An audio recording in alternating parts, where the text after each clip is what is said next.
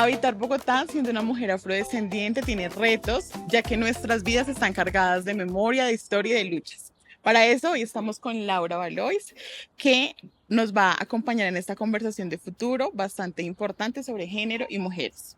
Laura es una mujer afrobogotana formada en Derecho, Docencia y Género. Se dedica al análisis sociojurídico en temas como teoría crítica, radical, derechos humanos y reproductivos. Su interés está en la investigación crítica, el trabajo con organizaciones y le interesa mucho pensar cómo se mantienen estas desigualdades estructurales. Entonces, Laura, para empezar, quisiera preguntarte cómo es habitar el cuerpo de una mujer afro en una ciudad como Bogotá. Mm, bueno, yo soy, como tú bien dijiste, una mujer afro-bogotana. Nací en esta ciudad. Y es muy curioso porque cuando me preguntan por mi experiencia, pues esta es la única experiencia que yo he vivido, ¿no? Siempre he vivido en esta ciudad. em, y eso se contrapone un poco con la lógica de que las personas afrodescendientes no nacemos en ciudades como estas, en estos lugares, que quizás esa siempre es la conversación. Mm, yo creo que evidentemente cuando se está atravesada por la raza, por el género, por la clase, pues indudablemente nuestras experiencias de vida se van nutriendo de todos esos sistemas de opresión, pero también de esos sistemas que creamos para poder combatir ese tipo de experiencias que estamos viviendo todo el tiempo. Entonces, para mí no es fortuito enunciarme como una mujer afrobogotana, porque desde un primer momento estoy diciendo, yo habito esta ciudad, ¿sí? Porque siempre se me ubica como migrante. Y claro, el problema no es la migración, es el imaginario que persiste de que no se puede ser una persona que ha crecido o que se ha desarrollado en un lugar como este, si no se pertenece a una territorialidad distinta. Y evidentemente eso está atravesado por un montón de situaciones que son dolorosas, pero también de formas de construir la vida en donde existe el amor, la ternura, el acompañamiento colectivo, porque indudablemente pues yo soy la suma de experiencias de muchas otras mujeres que se ven como yo y que me han permitido dignificar mi vida en una ciudad como Bogotá, que evidentemente todo el tiempo es hostil.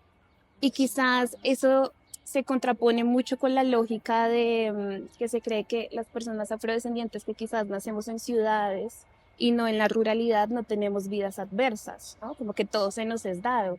Y no es cierto, nos afrontamos con esas mismas estructuras de opresión, pero de formas muy distintas. Y creo que ahí también se construye una forma de dignificar la vida, que claro, no todo el tiempo debería estar atravesado por el dolor, pero ya como sintetizando y respondiendo puntualmente a tu pregunta, ser una mujer afro-bogotana es la suma de muchas experiencias, unas son dolorosas, unas son más ricas, pero todo eso también está contribuyendo a decir las personas afrodescendientes no somos características homogéneas, ¿sí? Nuestra personalidad no es una sola. Vivimos de muchas formas porque nuestra experiencia vital está enriquecida por muchas otras más formas de vivir la vida. Así es, Laura. Y mira que es muy interesante que dices que somos como una suma de muchas cosas, ¿no? Es una diversidad lo que encontramos aquí en Bogotá, de personas, de lugares, de experiencias.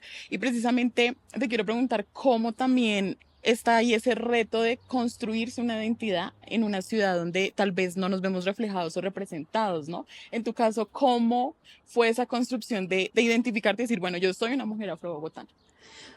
Bueno, yo creo que parte del hecho de que yo siempre he sabido que soy una niña negra. O sea, desde mi casa mi mamá me decía, como usted es una niña negra, y yo, esto va a sonar muy curioso, pero me decía, como si usted va al colegio y le dicen algo y hay que dar puños, yo ya sabía que había que dar puños, sí, o sea, porque era también una forma de reafirmarse.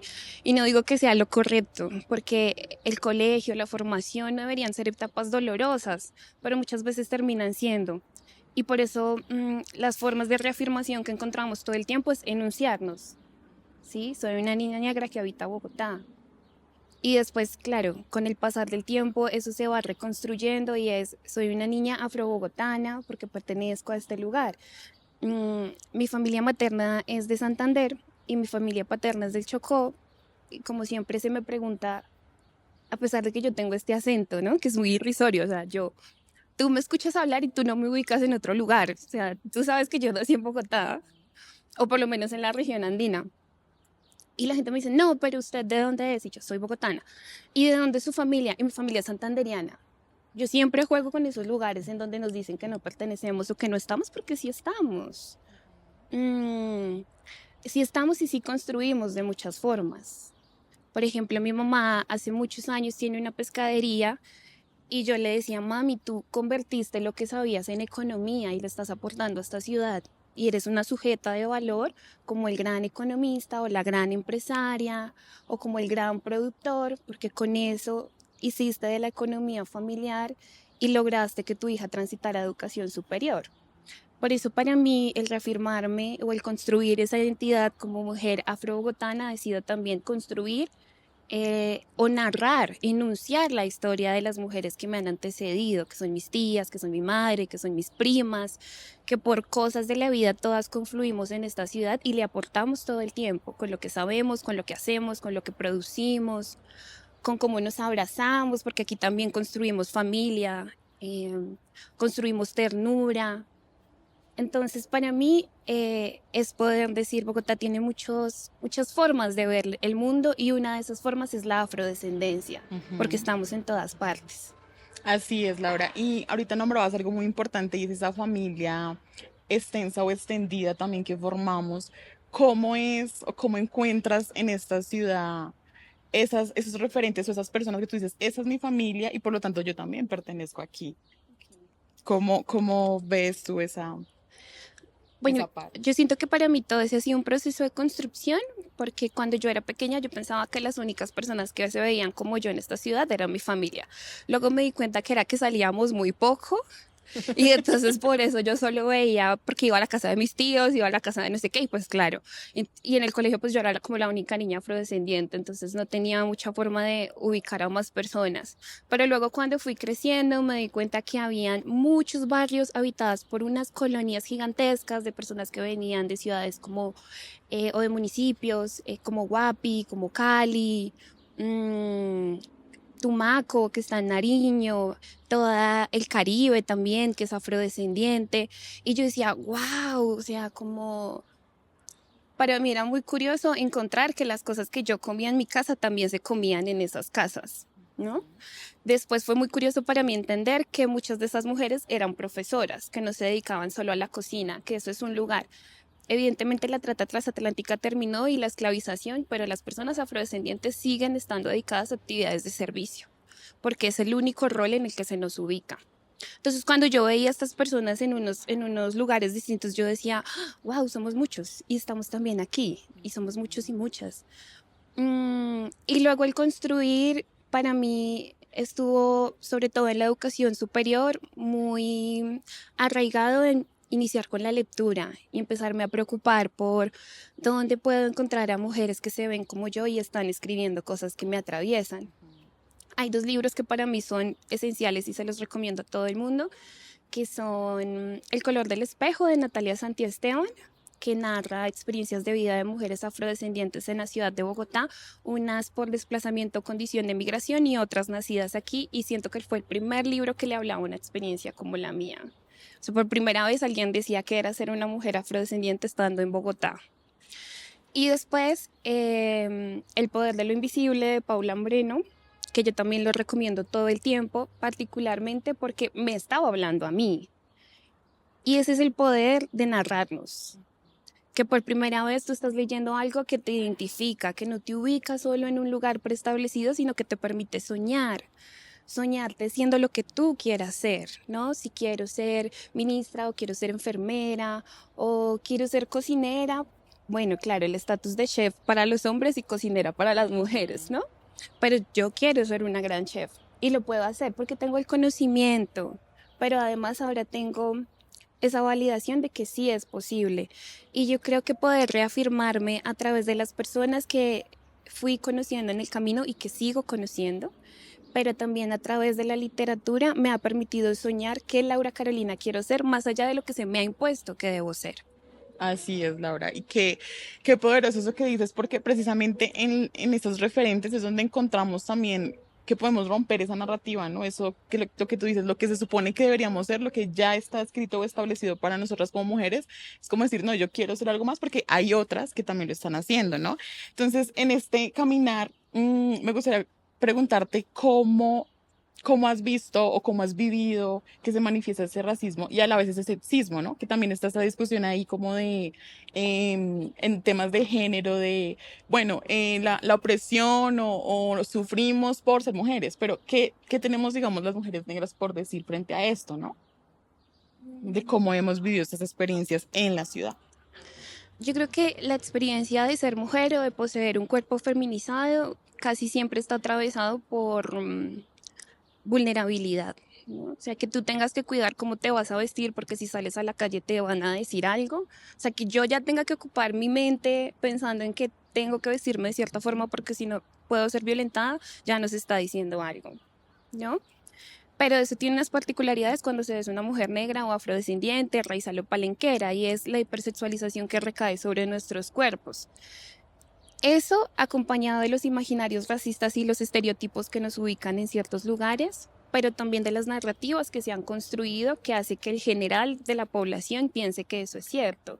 Por ejemplo, la representación en los medios de comunicación, cuando se cree que solo podemos cumplir ciertos roles de imagen, que son o mujeres en actividades sexuales pagas, o mujeres que se dedican a la limpieza, o mujeres que se dedican a la satisfacción de los imaginarios de algunos hombres porque poseen cuerpos racializados, pero al final, bueno, racializados de forma negativa, pero al final nos está combatiendo esa narrativa de por qué a veces esos cuerpos se tienen que dedicar a esas actividades.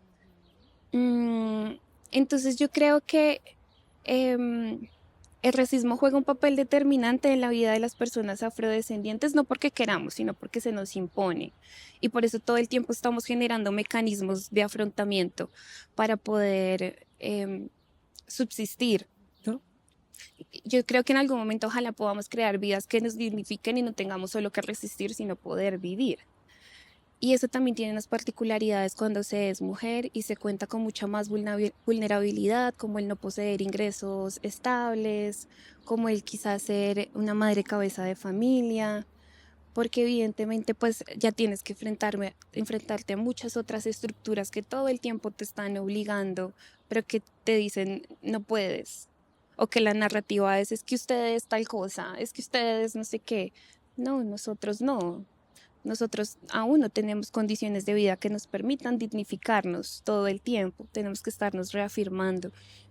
Y para mi caso particular, yo creo que la experiencia de ser una mujer afrodescendiente, pues atravesada por el racismo, por el sexismo, pues lo ves en muchos entornos, en la academia, que es completamente hostil, pero yo a veces me pongo el reto, vamos a incomodar. O sea, ustedes me están incomodando a mí, nos vamos a incomodar todos, porque la idea es que nos cuestionemos. Pero también en el ámbito laboral, por ejemplo, cuando pasas por muchos espacios de infantilización, porque se supone que la gente negra no habla como tú, yo les digo, bueno, yo, ¿cómo hablo yo? ¿O cómo habla la gente negra? ¿No? O sea, expliquémonos. Claro, mi tarea no siempre es estar derrumbando esos imaginarios, pero es lo que se me impone y hay que a veces también aprender a jugar con eso para que la gente se cuestione. Yo creo que el gran problema del racismo y del sexismo es que como beneficia tanto a la gente, las personas no se lo cuestionan. Ujú. Sí, sí, no, es como también mantener una comodidad bastante conveniente en la conversación. Y todo eso que mencionabas, esas violencias recaen sobre nuestros cuerpos y de alguna manera tenemos que ir habitando esta ciudad, pero al mismo tiempo cargando con un montón de estereotipos y de ideas, digamos, que hay ya establecidas sobre nosotras como mujeres. Entonces, en ese sentido también entendemos que el cuerpo es un territorio, ¿no? Que está narrando y tiene unas historias por contar. Entonces, si entendemos así el cuerpo, desde donde escribimos cuando la ciudad no nos reconoce, teniendo en cuenta que ahorita nos nombrabas también que, digamos, encontraste unos referentes en la literatura, pero también haces un ejercicio de escritura, ¿no? Desde dónde nace esto. A mí me gusta mucho escribir, o sea, yo creo que partió de ahí y me gustaba mucho hacer cuentos cuando era pequeñita porque yo creo que el poder de la imaginación es algo maravilloso, el ser curiosa. Yo siempre le digo a la gente, cultiven su curiosidad. La curiosidad es eso que nos hace pensarnos que hay muchas formas de vivir la vida. Y creo que de esa curiosidad partió el ejercicio de escribir, eso uno, y luego siento que muy de mis dolores, de quizás no sentirme abrazada o reconocida, el de estar batallando todo el tiempo, porque claro, cuando tú te educas en estos tipos de temas como racismo, antirracismo, teoría crítica racial, cuando has caminado en la calle, cuando ves las experiencias de vida de tus cercanas y cercanos, se vuelve también un ejercicio muy doloroso estar todo el tiempo llevándote eso. Yo dije, no, hay que buscar un mecanismo de afrontamiento. Y ese fue la lectura y después la escritura. Y siento que también mi ejercicio de escribir partía mucho del hecho de que a las personas afrodescendientes se les ha puesto en el lugar de que solo pueden escribir antologías que describan el Pacífico colombiano como si solo habitáramos ese lugar. Y yo dije, no, esto no me está hablando a mí, no me habla. Y ahí fue mi afán de escribir cuál era mi experiencia como mujer afrobogotana, pero no solo mi experiencia como mujer nacida aquí, sino la de mi mamá que lleva 40 años aquí, o la de mis tías, o la de mis primas, o la de mis amigas que crecieron conmigo. Entonces, cómo estaba yo atravesada por la raza, por la clase, por el género y por todo lo demás. Y creo que ese era mi afán, aunque debo decir que no, claro, se nos ha puesto solo en el lugar de la oralidad, que no creo que sea cierto. Nosotros producimos también muchísimas cosas, hacemos investigación, hacemos literatura, pero creo que también hay otras formas de narrar y uno de esos ha sido la cocina, también ha sido el baile, que no quiero que solo se nos ubique en ese lugar porque evidentemente hacemos muchas cosas más. Hay gente haciendo teatro, danza teatro, hay muchas maneras en las que nos estamos narrando y creo que ahora existe una necesidad más puntual de hacerlo, no solo desde los márgenes o no solo desde lo que se cree que debemos evocar y es recrear ese Pacífico que evidentemente merece ser narrado, sino también desde el Caribe, sino también desde Tumaco, siendo Nariño, ¿no? Desde Cali también, ¿qué pasa con la gente afrodescendiente en Cali, en Boyacá? Entonces, sí, creo que ese fue mi afán, el poder decirle a esta ciudad, te estoy narrando porque te habito y te siento y te llevo conmigo porque por eso hablo de esta forma. Así es. Y mira que lo que dices también es como ponernos a pensar y analizar que la cultura todo el tiempo está en movimiento, ¿no? No es como allá está el Pacífico y acá estamos nosotros, que no somos de ese Pacífico, no, o sea, tenemos un poco de allá, pero también están mis compañeros que son del Caribe o mis compañeros que son de la Amazonía. Entonces, ¿cómo, por ejemplo, se da ese encuentro o qué pasa en ti cuando encuentras otras mujeres que están habitando Bogotá, pero también están trayendo un poquito de esos lugares que habitan o que habitaron sus padres acá? Yo creo que es muy importante siempre decir que las personas que migran por diferentes circunstancias no son cuerpos vacíos. Llegan con un montón de cosas, ¿sí? Puede ser que no tengan bienes, pero tienen conocimiento, tienen experiencias de vida y todo eso lo transforman en este gran mapa cultural que es Colombia. Por ejemplo, tú vas a comer en un restaurante y como que la gastronomía de la región andina no existe. Acá comemos bandeja paisa, posta cartagenera, arroz frito, todo eso viene de un montón de lugares. Y es porque toda esa gente que se ha movido a lo largo del tiempo ha traído consigo muchas formas de entenderse con la vida.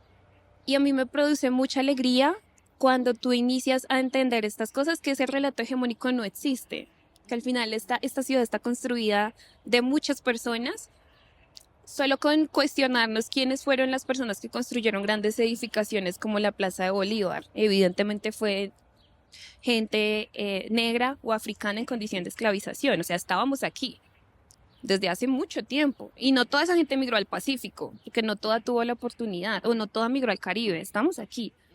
Para poder decirle a la gente, yo creo que ese es el poder de la palabra, el decirle a la gente, su vida es importante porque lo que usted hace le aporta a la sociedad. Así usted crea que es poco, así mucha gente crea que lo que hace es mucho. ¿Mm? Eso podemos debatirlo. A mí eso me genera una gran alegría porque es reconocerle y dignificarle la vida a las personas porque evidentemente no somos cuerpos vacíos. Yo soy la suma de los conocimientos y las experiencias de mis familias y también soy la suma de los conocimientos y experiencias que he construido aquí. Ujú, así es, Laura. Y es precisamente darle un lugar, ¿no? A esas voces y a esas experiencias que estamos habitando en la ciudad. Sí, y mira que cuando tú lo enuncias, la gente entiende que es importante, porque como siempre el metarrelato es que lo que hacen no es significativo, entonces no lo saben. Y cuando tú puedes verbalizarlo, o cuando lo lees, cuando lo escuchas también, es darle un lugar. Y eso es lo importante de podernos narrar. Así es, Laura. Y en este sentido, entonces me gustaría ir cerrando y preguntarte cómo, de qué manera esta literatura, esos referentes que son tan importantes, que fueron importantes para ti, que lo son también para nosotras, de qué manera esta literatura que es escrita por mujeres afro está disputando esos imaginarios colectivos que se tiene sobre las mujeres afro. Yo creo que lo hace de muchas formas y es poderse narrar por fuera de los imaginarios que se nos han impuesto, ¿no? El decir, esa no es mi vida. Puede ser la vida de algunas personas, pero no la mía. Y eso rompe con grandes paradigmas de una de las formas en la que se está, pero no solo la forma en que se narra, sino la forma en la que se escribe, ¿no? Porque mucha gente ya está cuestionando los signos de puntuación. Hay una compañera que hace décimas y marrona y lo narra y es como un poema, pero tú no lo puedes, no sabes dónde encajarlo, o sea, tú no sabes. Y eso es construcción también de una narración.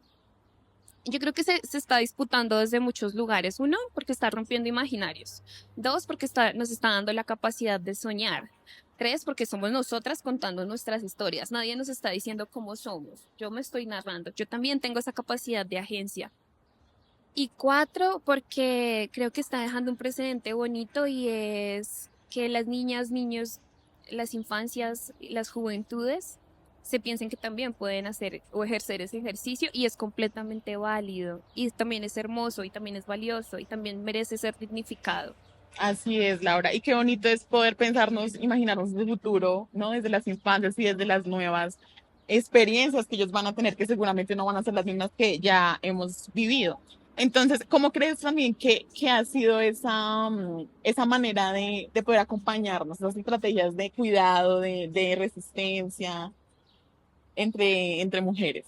Yo creo que hay muchas estrategias, o por lo menos las que han sido más cercanas a mí, es el poder construir red, el saber que estamos aquí y el poder hacer que los intereses de las demás se terminen convirtiendo en intereses comunes. Entonces, con unas compañeras teníamos hace un tiempo una colectiva y para mí en la colectiva era muy importante poder llegar a otras mujeres afrodescendientes que estaban en Bogotá y que nos contaran sus historias. Sí, que la gente se sienta escuchado es un acto de cuidado. Y después poder buscar mecanismos para que puedan afrontar esas experiencias que a veces son de gozo, pero que también son dolorosas. Ha sido un ejercicio de acompañamiento bien bonito, porque tú no estás construyendo solo una red de personas que conoces, estás creando familiaridad, estás creando sostén. Eso por un lado. Evidentemente las manos de las mujeres son las que sostienen la economía, porque si no hay quien cuide, pues no hay gente que trabaje. Pero también son las manos que alimentan, pero también son las manos que crean y producen. Y creo que poderle decir a la gente y que eso se vaya yendo a otros espacios y a otros mercados que no son solo la economía del cuidado como la hemos pensado ahora, sino de forma mucho más abierta, ha hecho que entendamos que cuidarnos es dignificar la vida y que a partir de nuestra construcción de dignidad, lo que eso para mí signifique, dignificamos la vida de los demás. Porque las personas afrodescendientes tenemos una particularidad y es que nunca vamos solas o solos, siempre vamos en comunidad, queramos o no. Es como el tránsito a educación superior, o sea, tú te educas, pero sabes que si tu hermano está atrás, hay que trabajar para pagar la universidad al hermano que está atrás, ¿no? O ayudarle con los trabajos, o mirar cómo se puede hacer para que exista ese tránsito. Y eso también es cuidado, porque queremos que esas personas también puedan decidir por sus proyectos de vida. Así es, Laura. Bueno, muchísimas gracias por compartirnos todas estas A ti, experiencias. Gerald. Gracias a ustedes por Gracias. acompañarnos en Conversaciones de Futuro y los esperamos en la próxima temporada.